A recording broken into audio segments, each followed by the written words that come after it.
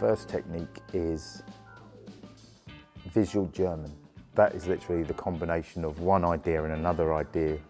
However ludicrous these things are, put them together and make a picture out of them and see what happens.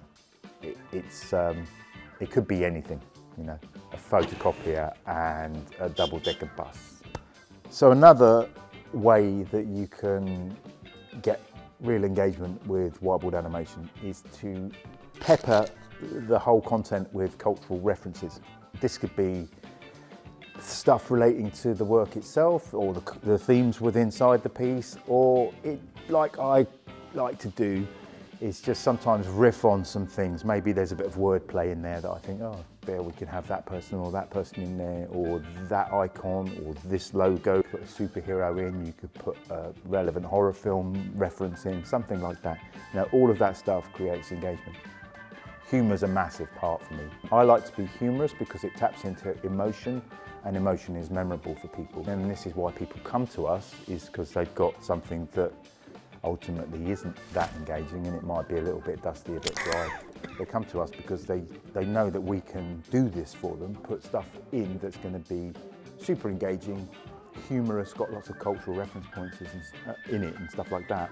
Humanness is one of the things that you can really put into these things. It's there in the fact that there's a hand physically drawing this stuff.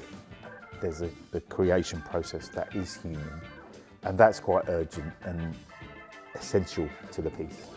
The hand is there to tell stories, to connect you with a teacher, whether that's the voice coming from the voiceover or the actual artist himself drawing that thing, pointing you to certain things. So yeah, putting people at the centre of the story is key for me. So the last one is authenticity. I think if you aren't authentic in what you do, then it kind of shows.